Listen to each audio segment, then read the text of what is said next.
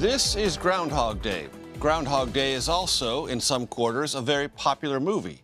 It studies what it would be like to live the same day over and over and over. In Washington, currently, we have two stories that have a Groundhog Day quality to them, a sense of incrementalism or seemingly the same thing being said over and over. One is raising the debt ceiling. The other is the handling and whereabouts of classified documents. We'll get to both in due course. First, hello. Welcome to Red and Blue. I'm Major Garrett in Washington. Thank you for joining us.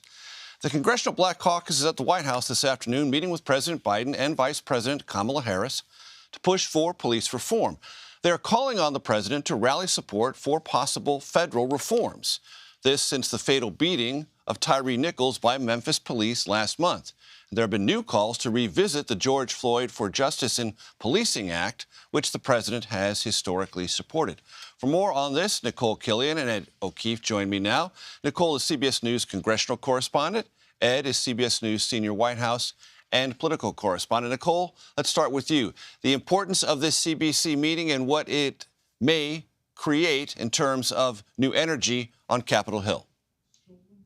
That is certainly the hope that the Congressional Black Caucus has. They really are hoping to convince and urge the president to use his bully pulpit, put the full weight of the White House behind conversations to reignite some action around police reform. And while certainly executive action will be part of these discussions, so will legislative solutions. As you mentioned, there have been calls for the reintroduction of the George Floyd Justice in Policing Act, which is something that the Congressional Black Caucus is interested, but they're also interested in bipartisan solutions. I had a chance to speak earlier today with Congresswoman Sheila Jackson Lee, who was at that meeting, and she also attended the funeral of Tyre Nichols this week and spoke to the family, pledging to potentially include his name as part of any legislation that gets put forth. Take a listen.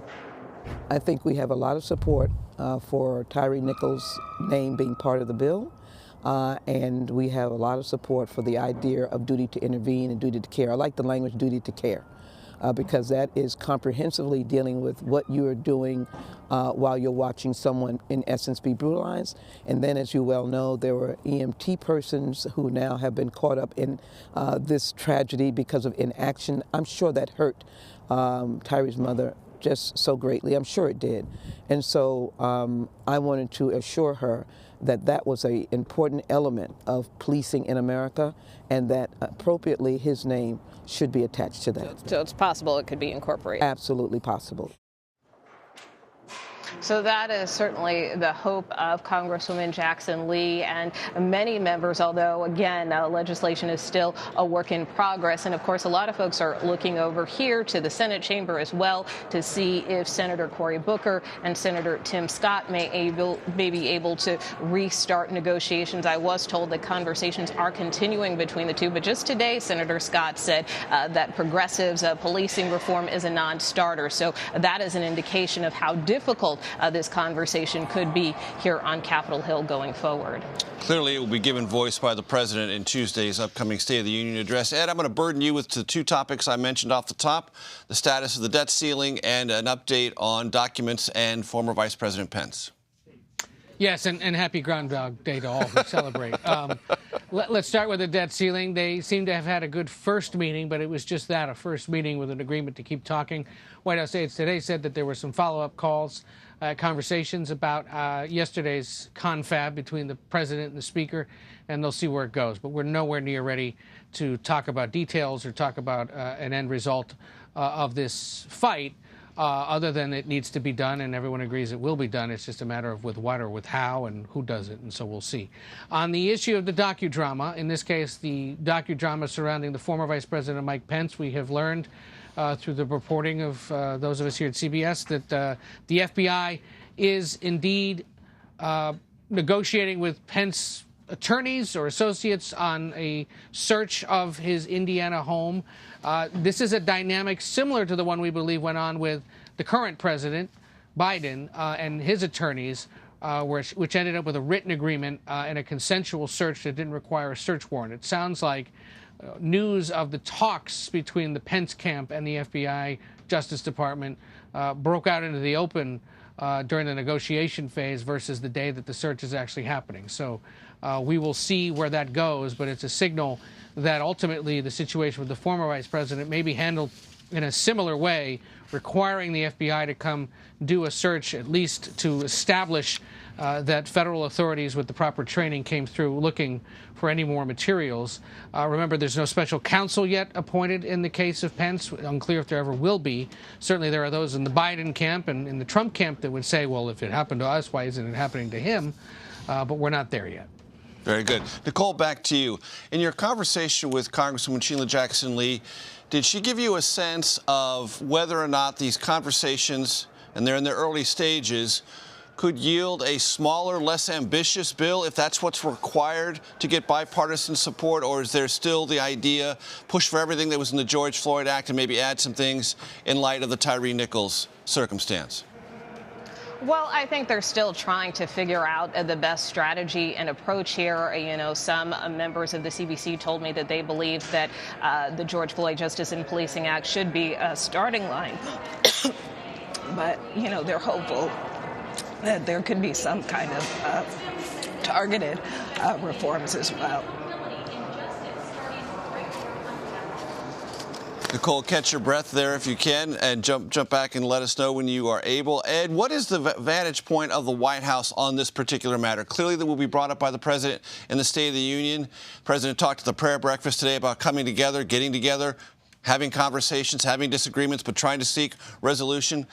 Is there a sense of optimism? And I know that's always a sort of pervasive question on this topic in the here and now. He was asked, exiting an event earlier today with former President Clinton, in fact, about the 30th anniversary of the Family Medical Leave Act by a reporter, do you think there's a chance for police reform in this Congress? The president was on his way out of the East Room, turned around and did this. He kind of just crossed his fingers and said, I hope so. That's the extent of the optimism right now. The meeting that's underway with the Black Caucus, I think, is part of what they will use to determine whether it makes sense to keep going big or whether at some point they acknowledge they may have to go smaller. And we should point out, House Republicans have signaled that there is some police reform work they are willing to do, boosting training for police officers, expanding the use and funding for body cameras. Where there's going to be a lot of division is over the issues of limited legal immunity or concerns about the use of force and somehow trying to police when police can do that. But more money, more training is kind of a universal thing. It's just the Democrats, of course, will be pushing for so much more, and the president as well. And we'll see. It's another one of those complicated issues, Major, where there's a lot of disagreement. There's a lot of, in public, in writing, and underneath it all, there actually is some substantive agreement. And it's just a question of at what point and when and how might something get worked out, or is it one of those issues that's just so intractable and unable to come to a resolution? And I'm going to come back to you in a second, but I do want to thank Nikole for her time. I want to let everyone know that Nikole is fine. She just has to go back to work. Now, Ed, back to you. I was slightly glib in the opening of the program talking about the Groundhog Day quality of the debt ceiling debate, but it's going to be that way for several weeks. We're going to hear more or less the same thing said over and over in slightly different ways. The White House position is we're not going to negotiate over this, but do you believe or do you have a sense that that is going to be the permanent position, or is it the opening bid subject to reevaluation if, in fact, Republicans could put something specific together and sort of show their own political hands first?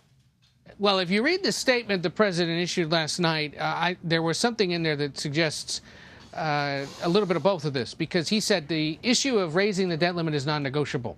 It's constitutionally mandated, has to be done, period, end, stop, not negotiable. What he did say is, I'm happy to have a conversation with you about the next budget cycle, where we come up with a plan that cuts federal spending to some extent, just doesn't touch Social Security, doesn't touch Medicare, doesn't touch defense spending in any significant way. And he said, if it brings down the deficit and maintains economic growth, I got no issue with a plan like that. Just show me what it is you'd like to do.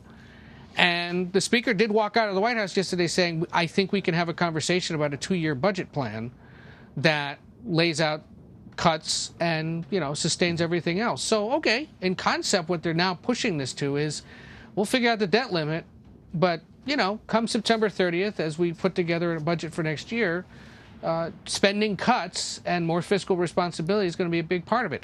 That should not surprise a Democratic president. that a Republican-led House would want to have that debate. And I think this president most especially understands and appreciates that, and has bragged repeatedly in the last 2 years about taking measures that brought down the deficit anyway. So he's like, you want to keep doing that? Let's keep doing it. Just don't touch economic growth, Social Security, Medicare, and defense spending, which, of course, are all key elements of a budget deal.